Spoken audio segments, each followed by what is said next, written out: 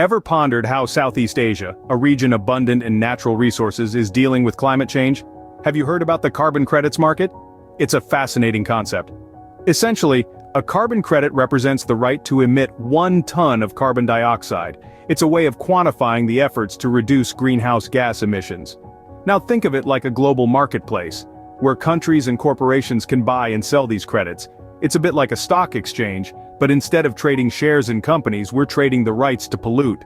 The goal, of course, is to reduce the overall amount of carbon dioxide in our atmosphere. For developing countries, this market holds significant potential.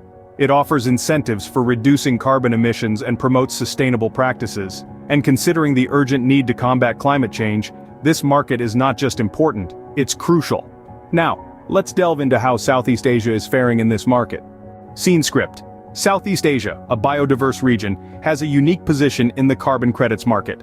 Let's dive into this fascinating world of carbon credits in Southeast Asia, a region brimming with lush rainforests and diverse ecosystems. With such natural wealth, the region is a hotbed for carbon credit projects. Consider the Harapan Rainforest Project in Indonesia, a shining example of how carbon credits can help preserve biodiversity. This project, which aims to restore and protect over 1 million acres of rainforest, has generated a significant amount of carbon credits, providing a financial lifeline to sustain its conservation efforts. But it's not all smooth sailing. These projects face various challenges such as monitoring carbon sequestration and dealing with forest fires, which can release vast amounts of stored carbon back into the atmosphere. Over in Cambodia, the Samraong Forest Conservation Project paints a different picture. Here, carbon credits are used to protect existing forests rather than restore degraded ones.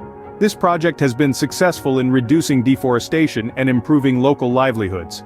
However, it too faces hurdles, including land tenure issues and the need for long-term financial sustainability.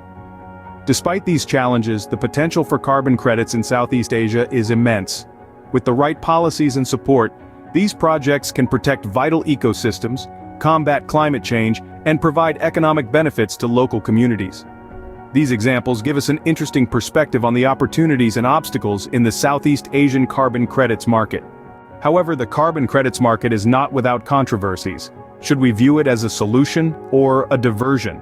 It's a question that has stirred up debates worldwide. One of the main controversies revolves around the idea that carbon credits allow developed countries to offset their emissions by investing in projects in developing countries, instead of reducing their own carbon footprint. This is seen by some as a way of outsourcing responsibility, rather than tackling the root problem. Another common misconception is that all carbon credits are created equal. In reality, the value of a carbon credit can vary greatly depending on the project it is linked to. Some projects may even cause harm to the environment or local communities despite their green label. Take the Kadingan peatland restoration and conservation project in Indonesia, for instance.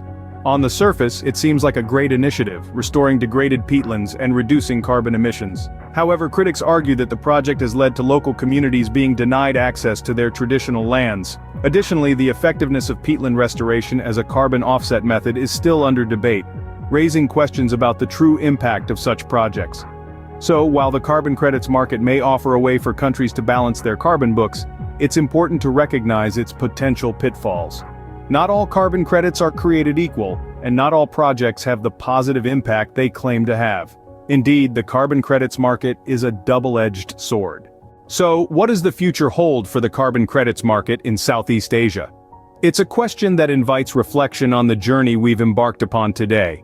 We've delved into the intricate world of carbon credits, a market mechanism designed to mitigate the impacts of climate change. We've traveled through the bustling marketplaces of Southeast Asia, shedding light on famous cases that have stirred the pot of controversy. These stories have served to underscore the complex and often contentious nature of the carbon credits market. Yet they also highlight the potential for change, the opportunities that can arise when we harness the power of market mechanisms for environmental good.